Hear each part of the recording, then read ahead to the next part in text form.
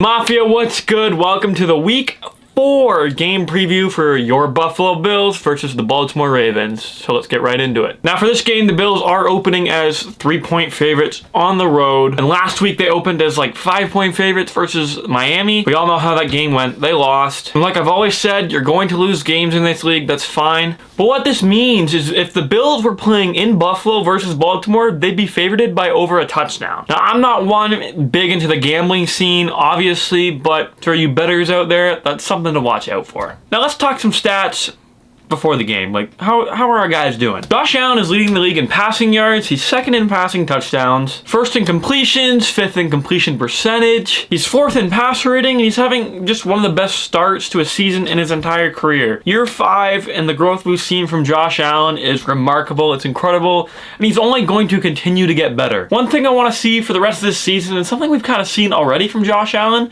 is more consistency. Through the first 3 games, he's been very consistent, but we need to see that through a longevity of an entire 17-game season. Hopefully he stays healthy. Also, Stephon Diggs is playing like we know Stephon Diggs can. He's currently first in receiving yards, he's second in receptions, one behind Cooper Kupp, and he's first in receiving touchdowns. Is Stephon Diggs coming for that triple crown this year?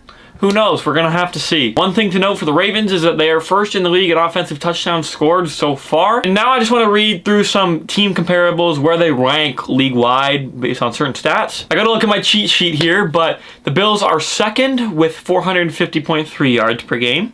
And the Ravens are 7th with 385 yards per game. Now, if you split it with passing and rushing, the Bills are first in passing yards with 329 and 14th in rushing yards with 112.3. And the Ravens are 13th in passing yards with 245 per game and 8th in rushing yards with 135. As for points per game, the Ravens are first with 33 and the Bills are third with 30.3 points per game. The Bills couldn't even put up more than 20 points versus Miami, which will obviously drag down this total a bit more.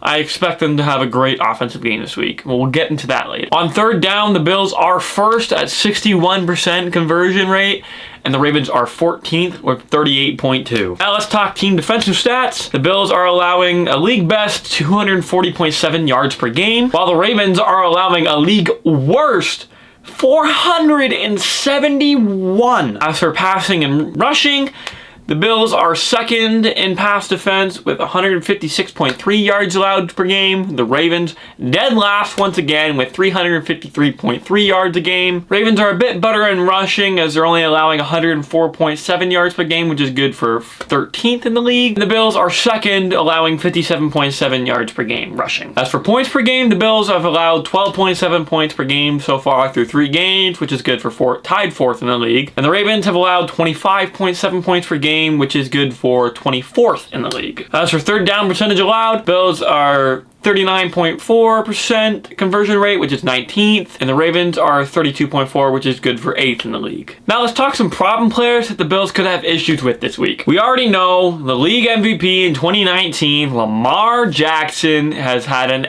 excellent season so far. He's looked like a much more efficient thrower. He's first in passing touchdowns so far. He's top 5 in rushing yards, which is bonkers. And he's really becoming that dual threat that we all wanted him to be. We all knew he could be. You know, we knew his season in 2019, then he kind of regressed the last 2 years. But this year, Lamar Jackson is back and he's coming for his MVP crown. Lamar has caused the Bills problems in the past, but he's also been contained in the playoff game. Granted, we know how he ended. He got injured at the end. But for the most part of that game, the Bills had a great game plan to stop that run game, stop Lamar, and win. Hopefully they can do the same this week. Problem player number 2, I got Marcus Williams, the safety, signed there in the offseason. Kind of been a little bit of a bright spot on a god-awful, horrendous defense so far this year. He's got 3 interceptions, which leads the league, and he's got a couple passes defended as well. You need to be careful where these guys are on the field. You know, the guys who can get lots of interceptions, you never want to throw the ball their way because you never know when you're going to get that costly turnover. And like I said last week, the fumble pretty much costed the Bills the game. A lot of turnovers. Can't have those. You need to play a clean, effective, efficient game. And don't throw picks to guys like Marcus Williams. Problem player number 3, Mark Andrews, the tight end, drafted in 2018. He's been one of the best ever since. It's kind of their #1 target in the pass game and could garner the attention of a cornerback rather than a safety or a linebacker. And we know that can be costly with our weekend secondary. We know as of now, Christian Benford's probably going to be out for a while as well. So now you got Kyer Elam as cornerback 1. Dane Jackson's still out. He could be back. We don't know. Trey White's still out for a couple more weeks, which means we're going to have, I don't even know. Let me look real quick. Quarterback 2 is Jamarcus Ingram, number 46. He played last game quite a bit. That's like their 5th string corner or something like that. It's not great. It's not looking good, I'll be honest. Probably be easier said than done if you were lining up Trey White against him, but you're probably going to be lining up guys like Kyer Elam or Jamarcus Ingram.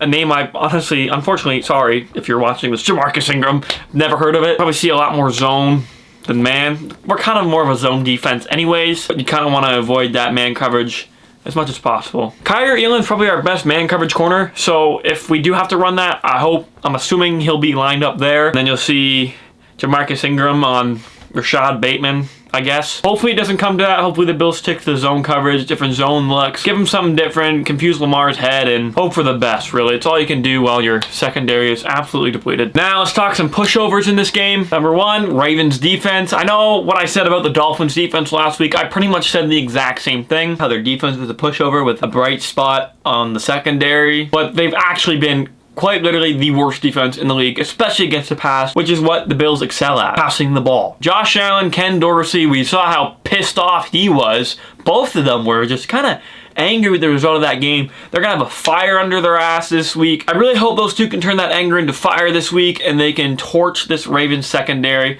Hopefully they come with a great game plan. Hopefully they come with some adjustments. You know, last week they really struggled against cover 0 looks. Their only adjustment was a flat route to Devin Singletary. In the past, we've seen they would use the adjustment of a smoke screen to John Brown. We don't have John Brown, but we also have Isaiah McKenzie, who could pretty much do the exact same thing. He's got that speed. He can ball. I hope they add that adjustment into the game. I hope they come up with an audible, do something to bring that, you know. It's been a very effective adjustment in the past. I hope they get better with these in-game adjustments because, to be honest, haven't really had it so far this year. Pushover number 2 might be a shocker, but I think the Ravens run game outside of Lamar Jackson, who's having a great rushing year, as he always does, has been pretty lackluster. You know, they haven't got much efficiency or touches through their other running backs.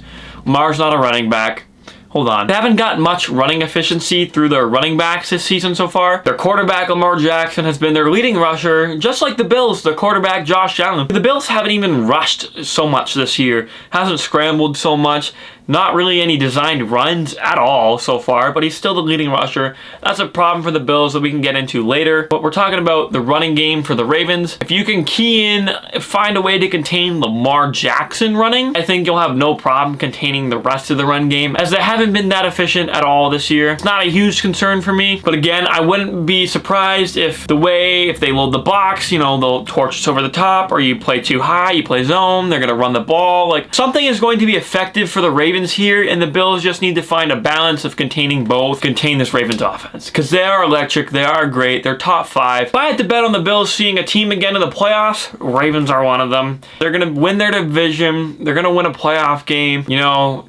It's going to be a tough matchup. Let's see what the Bills can do. Pushover number 3, home field advantage. I am personally a big believer in home field advantage being a huge thing for teams in the NFL. However, when it comes to the Bills and playing in a neutral weather environment, it's no question. I'll take the Bills every day of the week. I don't think it's homerism. You probably might, Ravens fans, but we've seen it from the past. When the Bills have a weather advantage or weather neutral, you know, they've been dominant in all facets of the game. Defense, offense, special teams. When it's in their favor, they cakewalk almost every team in the league, and I expect this game to be in their favor. I don't expect them to cakewalk the Baltimore Ravens. I think this is going to be quite the shootout.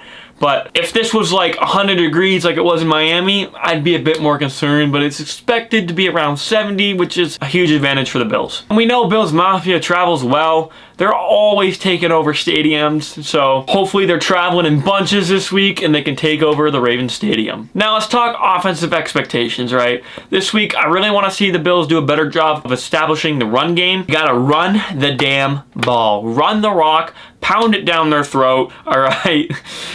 God. You know what I mean? I just want to see them get a better, more efficient run game because like I've said previously, when you set your offense up to be that dual threat offense, running, passing, what are they going to do? The opposing defense just can't run the same coverage, you know. If the Bills are only going to pass it, teams are just going to play too high, two safeties, cover two, all game long. They're not going to change away from that. They're not going to sway away from that. It's going to be the same look all game, and the Bills have struggled against zone coverage, cover two in the past. Allen's going to have a field day against the weak defense, better weather than last week. We saw Allen have a great game even in that weather, and I imagine what he can do against a weaker secondary in better weather, favorable conditions for the Bills. It's going to be a great game offensively. Now, as for the defense, I hope Jordan Poyer is back this week to help anchor that secondary and help those young guys because it's becoming even more depleted as the fifth string corner is starting as the cornerback too. They did an okay job last week. You know, Tyreek Hill didn't go off. Jalen Waddle had a pretty good game, but Jordan Poyer over the top, helping them with their adjustments, their keys. You know, I think they'll be all right. I'm not expecting them to be the Bills secondary that we know because of all the injuries. I expect them to be better than they were before. Now, hopefully the Bills defensive line is back and healthy, and by that I mean